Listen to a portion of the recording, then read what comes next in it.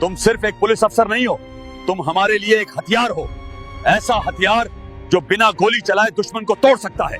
Sir, अगर वतन का हुक्म है तो जान भी कुर्बान है। आप सिर्फ ये बताइए, टारगेट क्या है? अपने मुल्क के लिए पीछे नहीं हटूंगी। भारत का एक सैन्य इलाका जहां ऐसे हथियारों का परीक्षण हो रहा है जिनकी जानकारी हमारे लिए सोने से भी ज्यादा कीमती है। लेकिन वो इलाका तो पूरी तरह हाई सिक्योरिटी जोन है। वहां पहुंचना नामुमकिन माना जाता है सर। नामुमकिन सिर्फ डरपोकों के लिए होता है, और तुम डरपोक नहीं हो। तुम भारत में एक आम औरत बनकर जाओगी, न वर्दी, न पहचान, न कोई सहारा। ये एक ऐसा खेल है जहां एक गलती और सीधे मौत। अगर पकड़ी गई तो पाकिस्तान तुम्हें पहचानने से भी इनकार कर देगा। सर, अगर मेरी पहचान मिटानी पड़े तो मिटा दीजिए, लेकिन मिशन अधूरा नहीं रहेगा। या तो मैं कामयाबी लेकर लौटूंगी या फिर कभी वापस नहीं। दोस्तों, कहानी शुरू करने से पहले आप सभी से निवेदन है कि अगर आप भी सच्चे देशभक्त हैं तो इस कहानी को पूरी सुने और वीडियो को लाइक करें, शेयर करें और कमेंट बॉक्स में जय हिंद जरूर लिखें। तो आइए जानते हैं वो घटना जो शायद आज तक किसी ने आपको नहीं बताई। पाकिस्तान की खुफिया एजेंसी ISI ने एक बेहद साहसी और खूबसूरत महिला अफसर को भारत में एक संवेदनशील मिशन के लिए तैयार किया था। उसका नाम था सीमा हैदर, जो अपने पद से पाकिस्तान की एक सीनियर पुलिस अफसर यानी ESP थी। सीमा हैदर को ISI के सीनियर अधिकारी ने जो काम सौंपा था वह था भारत के एक ऐसे सैन्य क्षेत्र की जासूसी करना जहां नए हथियारों का परीक्षण हो रहा था। उसे वहां से गुप्त जानकारियां जुटाकर पाकिस्तान पहुंचानी थी। रात के समय एक गुप्त रास्ते से सीमा हैदर ने भारत पाक सीमा पार कर राजस्थान के रेगिस्तानी इलाके में दाखिल हुई। उसने भिखारिन का भेष धारण किया हुआ था। साधारण और फटे पुराने कपड़े पहने, बाल बिखरे हुए थे और साथ में एक पुराना थैला भी ले लिया था जिसमें उसका कुछ जरूरी सामान था। कई किलोमीटर पैदल चलने के बाद सुबह वह उस शहर के बाहरी इलाके में पहुंच गई जहां भारतीय सेना का गुप्त बेस मौजूद था। सीमा हैदर बेस के पास घूम ही रही थी, तभी एक जवान ने उसे देख लिया और उससे पूछने लगा, अरे ओ लड़की, कौन हो तुम और यहाँ क्या कर रही हो? साहब, मैं भटक गई हूँ। 2 दिन से कुछ खाया नहीं है। भटक गई हो या जानबूझकर आई हो? ये इलाका आम लोगों के लिए नहीं है। कुछ चालाकी करने की कोशिश तो नहीं कर रही हो? साहब, भूख इंसान को बहुत दूर तक ले आती है। मुझे लगा शायद कहीं से थोड़ा खाना मिल जाए, इसलिए मैं आशा लगाकर इधर आई हूँ। यहाँ कोई घर नहीं है और न ही किसी को खाना देने की इजाजत। ये रेस्ट्रिक्टेड एरिया है, यहाँ आना सख्त मना है, समझी? यहाँ से थोड़ी दूरी पे एक कॉलोनी है, वहां चले जाना, खाना मिल जाएगा। भगवान आपका भला करे साहब। फिर सीमा हैदर सीधे सैनिक कॉलोनी में पहुंच गई और अगले 4 दिनों तक वह सैनिक क्वार्टरों के आसपास भिखारिन बनकर घूमती रही। गली गली जाकर भीख मांगती, खुद को बेसहारा बताकर लोगों से मदद की गुहार लगाती। वह जानती थी कि सेना के लोग दिल के नरम होते हैं, इसलिए वह हर बार नया तरीका अपनाती। कभी बच्चों के सामने बैठकर रोने लगती तो कभी बुजुर्गों के सामने अपनी बीमार मां की झूठी कहानी सुनाकर 2 रोटियों की भीख मांगती। धीरे धीरे उसकी शक्ल कई घरों को पहचान में आने लगी और लोग उसे बेचारी समझने लगे। सेना क्षेत्र के पास ही एक पुराना और वीरान खंडहर हुआ कमरा था जो अब किसी काम में नहीं आता था। सीमा हैदर ने वहीं अपना रहने का ठिकाना बना लिया था। रात को वहीं सोती और दिन भर सैनिक क्वार्टरों के आसपास भटकती रहती। एक दिन वह एक पूर्व सैनिक के घर भीख मांगने पहुंची। वह परिवार बहुत दयालु था। उन्होंने उसे खाना दिया और पहनने के लिए कुछ पुराने कपड़े भी दे दिए। इसके बाद सीमा हैदर रोज वहां जाने लगी और धीरे धीरे उस परिवार सहित आसपास के कई लोगों का भरोसा जीतने लगी। अब वह सिर्फ खाने के लिए नहीं आती थी, बल्कि बातों बातों में दर्द, संघर्ष और देशभक्ति की झूठी कहानियां सुनाकर लोगों की सहानुभूति बटोरती थी। इसी बीच उसने अपनी असली चाल शुरू की।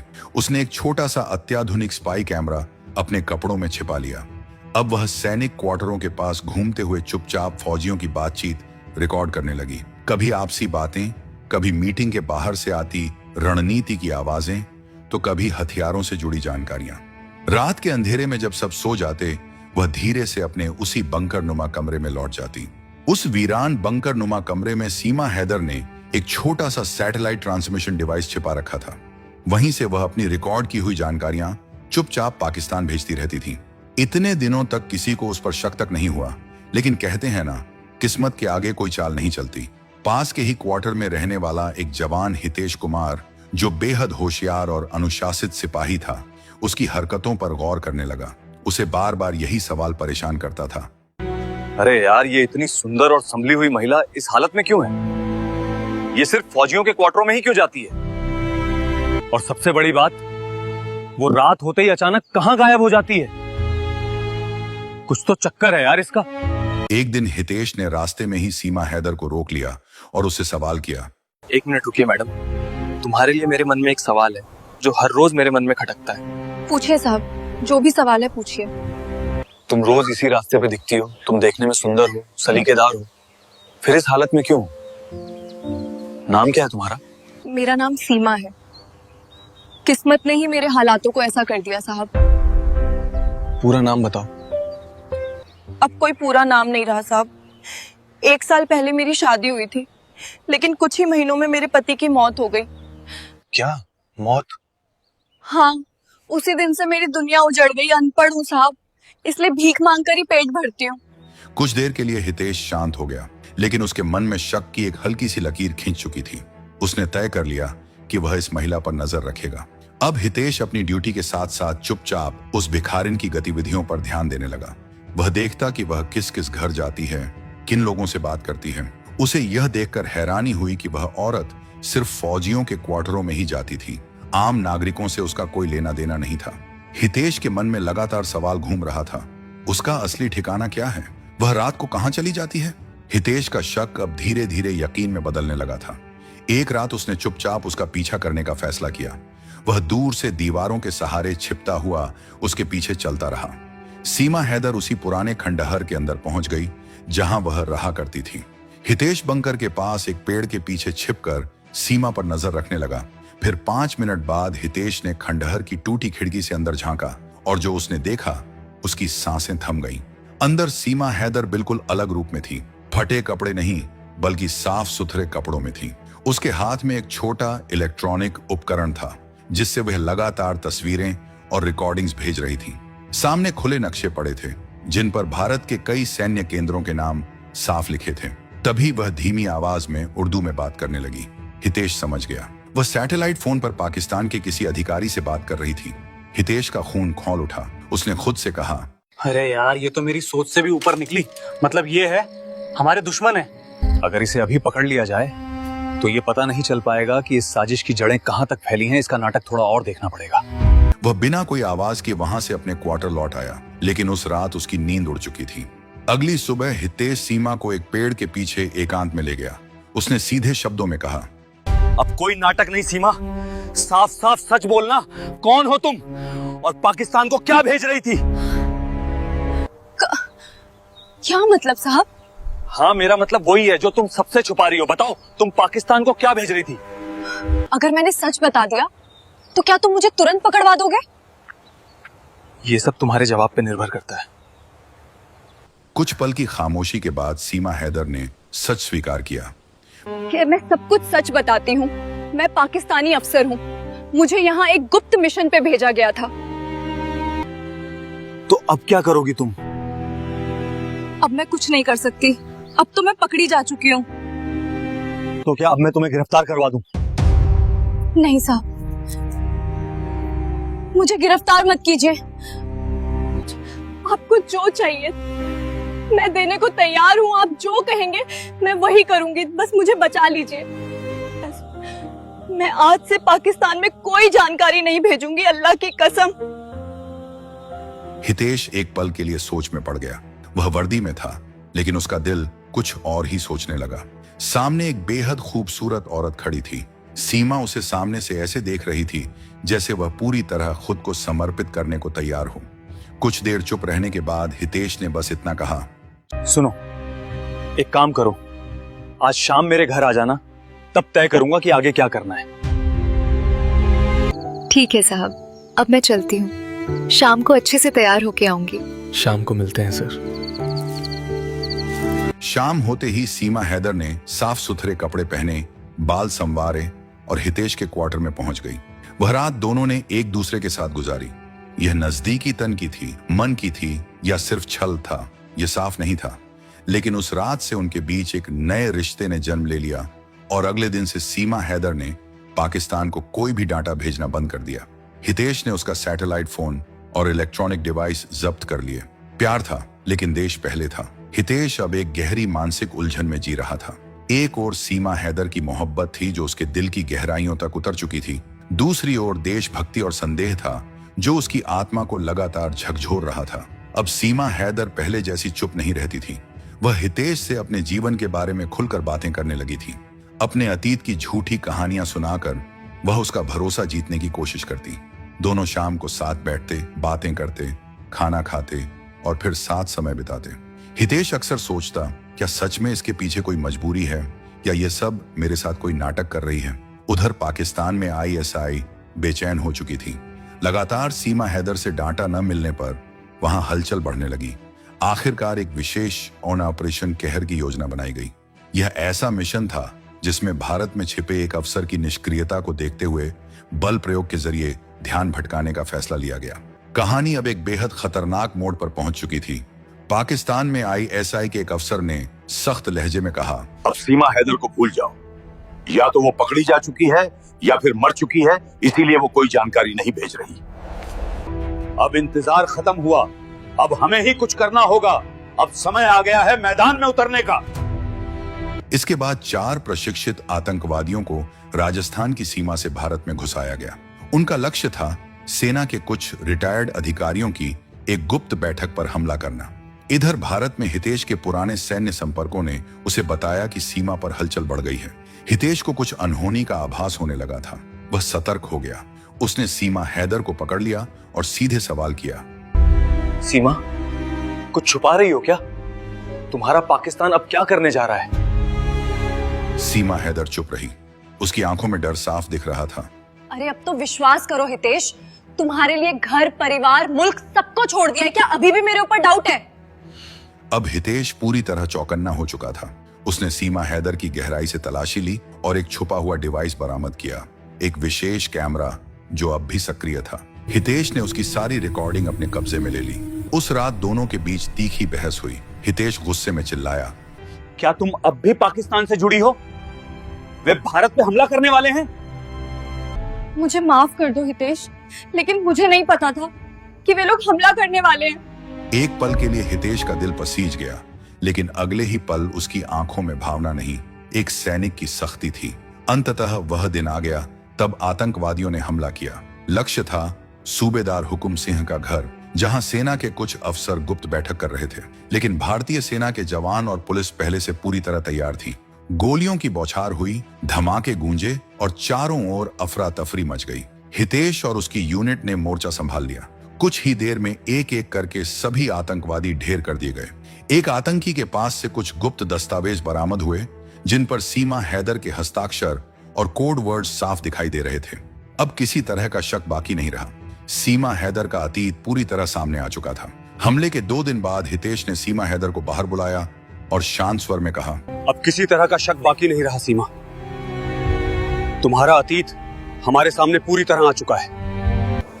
हमले के बाद तुम्हें यहां बुलाने का सिर्फ एक कारण है कि अब तुम पाकिस्तान जा सकती हो। तुम्हारी दी हुई सारी जानकारी हमारे पास है। कुछ समय तक तुमने वफादारी दिखाई, इसलिए फिलहाल तुम पर कोई मुकदमा नहीं चलेगा। लेकिन याद रखना सीमा, तुम्हारे खिलाफ सबूत हमारे पास हमेशा रहेंगे। हितेश, मैंने जो किया बहुत गलत किया, लेकिन मैंने दिल से तुमसे मोहब्बत की है। मुझे इस तरह से जुदा मत करो। ये मोहब्बत नहीं थी सीमा, ये सिर्फ एक भ्रम था और मैं भ्रम में जीने वाला इंसान नहीं हूं। हितेश हल्का सा मुस्कुराया, लेकिन उसकी आंखें नम थीं। कुछ दिनों बाद एक गुप्त रास्ते के जरिए सीमा हैदर को पाकिस्तान भेज दिया गया। पाकिस्तान पहुंचते ही वह दोबारा आईएसआई से जुड़ गई। 6 महीने बीत चुके थे। इधर भारत में हितेश कुमार को एक नए गुप्त मिशन पर भेजने की योजना बनाई जा रही थी, ऑपरेशन फतह। यह मिशन पाकिस्तान की सीमा के भीतर घुसकर एक खतरनाक आतंकी नेटवर्क को पूरी तरह खत्म करने के लिए था। लेकिन हितेश को यह पता नहीं था कि इस मिशन के अंदर एक और परछाई छिपी है, सीमा हैदर। आईएसआई ने सीमा हैदर को दोबारा सक्रिय कर दिया था, लेकिन इस बार उसका लक्ष्य सिर्फ भारत नहीं था। इस बार उसका मिशन था हितेश कुमार की हत्या। कराची में हुई एक गुप्त बैठक में जनरल इकबाल ने उससे कहा, जो तुम्हारे दिल में रह गया है उसे खत्म कर दो, फिर इस खेल से आजाद हो जाओ। सीमा हैदर ने कोई जवाब नहीं दिया। उसके चेहरे पर अब न भाव थे न गुस्सा। उधर हितेश पाकिस्तान में घुस चुका था, नया भेष, नई पहचान और सिर्फ 2 साथियों के साथ। लक्ष्य था लाहौर के बाहरी इलाके में मौजूद एक फैक्ट्री, जहां हथियार और बम बनाए जा रहे थे और वही हथियार भारत भेजे जा रहे थे। जैसे ही हितेश फैक्ट्री के अंदर पहुंचा, उसकी नजर एक जाने पहचाने चेहरे पर पड़ी। काले बुर्के में खड़ी सीमा हैदर। एक पल के लिए उसका दिल कांप गया, लेकिन अगले ही पल वह फिर सैनिक बन गया। उसने अपने साथी से कहा, अब यह सिर्फ एक मिशन नहीं रहा, यह पर्सनल भी हो गया है। हितेश ने फैक्ट्री पर हमला कर दिया। तेज धमाकों से पूरा इलाका गूंज उठा। आतंकी इधर उधर 3 भागने लगे, लेकिन तभी चारों ओर से गोलियां बरसने लगी। अचानक हितेश और उसके साथियों को आतंकियों ने घेर लिया था। तभी सामने से एक औरत आई और अपनी बंदूक से गोलियां चलाकर 2 आतंकियों को ढेर कर दी। वह थी सीमा हैदर। हितेश ने कहा, तुमने मेरी जान क्यों बचाई? क्योंकि मेरी आत्मा अब खामोश नहीं रह सकती हितेश। मैं तुम्हें मारने नहीं आई थी, मैं खुद को आजाद करने आई थी। ये भी कोई चाल तो नहीं? मुझे तुम्हारे देश से माफी चाहिए, मैं सारी सच्चाई उजागर कर दूंगी। बस मुझे एक मौका दो। भारतीय एजेंसियों ने सीमा हैदर को हिरासत में ले लिया। उसके बयान इतने विस्फोटक थे कि भारत सरकार को तुरंत संयुक्त राष्ट्र तक फाइल भेजनी पड़ी। उसने आईएसआई के ऑपरेशन कहर, आतंकी फंडिंग और राजनीतिक ब्लैकमेलिंग तक सब कुछ उजागर कर दिया। भारत ने पूरी दुनिया के सामने पाकिस्तान को बेनकाब साबित कर दिया। हितेश कुमार ने मीडिया से बस एक बात कही, एक गद्दार ने आखिरकार इंसानियत चुनी, क्योंकि उसने एक भारतीय जवान से मोहब्बत की है। हम नफरत से नहीं, मोहब्बत से जीतते हैं। सीमा हैदर को भारत की जेल में रखा गया। उसने जीवन की सारी मोहमाया त्याग दी। जेल में वह रोज गीता पढ़ती और अपने कर्मों का प्रायश्चित करती थी। एक दिन हितेश उससे मिलने जेल आया। सीमा हैदर ने उसकी आंखों में देखा और कहा, हितेश, मैंने तुम्हें खोकर अपने आप को पाया। अब मैं चाहती हूँ कि मेरी आखिरी सांस इसी मिट्टी में हो। देश से गद्दारी की माफी नहीं मिलती, लेकिन आत्मा को शांति जरूर मिल सकती है। मुझे अब वापस अपने कैंप पर जाना। तुम अपना ध्यान रखना। I don't understand. 6 वर्ष बीत चुके थे। ऑन ऑपरेशन फतह की गूंज अब अंतरराष्ट्रीय राजनीति के गलियारों से निकलकर इतिहास की किताबों एक में दर्ज हो चुकी थी। सीमा हैदर, जो कभी अपने देश के लिए जासूसी करती थी, अब 6 साल की सजा पूरी करने के बाद अच्छे व्यवहार और मानवीय आधार पर रिहा की जा रही थी। देखिए, हम आप सभी देशवासियों की भावना को समझ सकते हैं। आप सभी की बातें मानना हमारा कर्तव्य है। देखिए, ये फैसला भारत सरकार के लिए बिल्कुल आसान नहीं है। हमने आप सभी के विचार और भावनाओं की पूरी तरह से ध्यान रखने की कोशिश की है, लेकिन अंतर्राष्ट्रीय दबाव और मानवीय आधार पर हमें ये निर्णय लेना पड़ा। उम्मीद है आप सभी हमारे फैसले से खुश होंगे। यह फैसला भारत सरकार के लिए आसान नहीं था, लेकिन अंतर्राष्ट्रीय दबाव और मानवीय आधार पर यह निर्णय लेना पड़ा। रिहाई के दिन जेल के बाहर कोई मौजूद नहीं था, सिवाय एक के, हितेश कुमार। सीमा हैदर चुपचाप उसके सामने खड़ी थी, जैसे कुछ कहना चाहती हो, लेकिन शब्द गले में अटक गए। हितेश ने उसकी ओर देखा और शांत स्वर में कहा, चलो सीमा, तुम्हें तुम्हारे वतन की सरहद तक छोड़ देता हूं।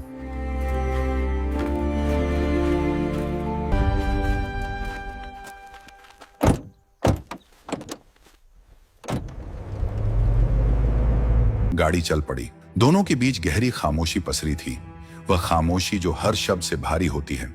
अटारी बॉर्डर तक का सफर लंबा था। हर किलोमीटर के साथ उनकी सांसें एक दूसरे की नजदीकी और दूरी दोनों को महसूस कर रही थीं।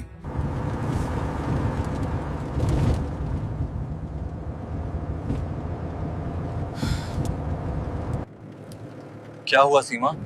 बहुत गुमसुम हो। क्या सोच रही हो तुम? मेरी तरफ ऐसे क्यों देख रही हो? मुझे लगा कि शायद तुम मुझे देखने भी नहीं आओगे। मैंने तुम्हें सजा दी है सीमा, अब मोक्ष देना मेरा कर्तव्य है। सीमा हैदर की आंखें भर आईं, लेकिन उसने आंसू गिरने नहीं दिए। अटारी वाघा सीमा पर दोनों आखिरी बार आमने सामने खड़े थे। एक तरफ पाकिस्तानी रेंजर्स, दूसरी तरफ भारतीय जवान। बीच में लगी कंठीली बांट जैसे उनके दिलों के बीच की दूरी को बयान कर रही थी। जाते जाते सीमा हैदर ने पूछा, क्या तुम मुझे माफ कर पाए हो हितेश? मेरी वर्दी ने तुम्हें सजा दी, पर मेरा दिल तुम्हें कभी छोड़ नहीं पाया। अब मैं तुम्हें हर बंधन से आजाद करता हूं। अपना ध्यान रखना। तुम भी अपना ध्यान रखना हितेश।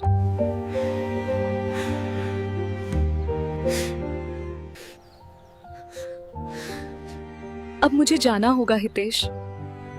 पता नहीं अब कब तुमसे मुलाकात होगी। सीमा हैदर ने सिर झुका लिया। उसकी आंख से आंसू की एक बूंद गिरी और अब वह पाकिस्तान की सीमा में आ चुकी थी। अब उसे न कोई नाम चाहिए था, न कोई पहचान, उसे बस आजादी चाहिए थी। 8 महीने बाद हितेश को पाकिस्तान से एक चिट्ठी मिली। प्रिय हितेश, तुम्हारे देश ने मुझे सजा दी, लेकिन तुमने मुझे आत्मा दी। अब मैं मुल्तान में एक स्कूल चलाती हूँ, जहाँ लड़कियाँ पढ़ती हैं और नफरत से दूर रहती हैं। शायद यही मेरा प्रायश्चित है। मैं अब तुम्हारी नहीं, लेकिन किसी और की गुलाम भी नहीं। हितेश ने चिट्ठी को चूमकर अपनी किताब के अंतिम अध्याय में रख दिया।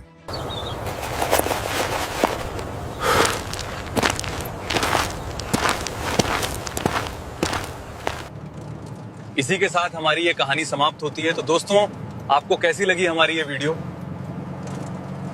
अरे बुढ़े, तूने तेरी जिंदगी में कभी 1 लाख रुपए देख भी है क्या? तुम जैसे गरीब रोज आ जाते हैं यहाँ बैंक में हमारा टाइम खराब करने करे। मेरे अकाउंट में रुपए हैं, मुझे बस मेरे रुपए निकाल के दे दो। चाहिए। चल गरीब, निकल यहाँ से, वरना हम तुझे धक्के देकर बाहर निकाल देंगे। कि भाग गया। अरे तुम इनसे इतनी बदतमीजी से बात कैसे कर रही हो? तुम्हें पता भी है ये कौन है? ये इस बैंक के मालिक हैं। मुझे माफ कर दीजिए सर, मुझे नहीं पता था कि आप इस बैंक के मालिक हैं। प्लीज मुझे माफ कर दीजिए सर, वरना मेरी नौकरी चली जाएगी। सुबह का समय था। सभी दुकानें सज चुकी थीं। उसी समय शहर के सबसे बड़े बैंक समृद्ध बैंक के दरवाजे की ओर एक बुजुर्ग व्यक्ति धीरे धीरे कदमों से बढ़ रहे था, जिनका नाम था जगदीश प्रसाद जी। जैसे ही वो बैंक के दरवाजे के पास पहुंचे, दरवाजे पर खड़े गार्ड ने उन्हें ऊपर से नीचे तक घूरा। गार्ड की नजरों में साफ साफ लिखा था, तुम यहां क्या करने आए हो? जगदीश प्रसाद जी ने उसकी तरफ ध्यान नहीं दिया और वो धीरे धीरे कांच का दरवाजा धकेलकर अंदर चले गए। अंदर जाते ही कर्मचारी और ग्राहक उन्हें अजीब नजरों से देखने लगे। सब उन्हें ऐसे देख रहे थे जैसे कोई गलत जगह पर आ गया हो। वह धीरे धीरे चलकर काउंटर की तरफ बढ़े। एक काउंटर पर पूछताछ लिखा था, जहां करिश्मा नाम की एक 28 साल की महिला बैठी थी। करिश्मा अपने काम से ज्यादा अपने फोन में व्यस्त थी। उसके चेहरे पर एक अजीब सी अकड़ थी। जगदीश प्रसाद जी ने बहुत ही विनम्रता से करिश्मा से कहा, बेटी मुझे बैंक से पैसे निकालने थे। करिश्मा ने अपनी नजरों से उन्हें घूर कर देखा। एक बूढ़ा आदमी साधारण धोती कुर्ते में पैरों में घिसी हुई चप्पलें पहने खड़ा था।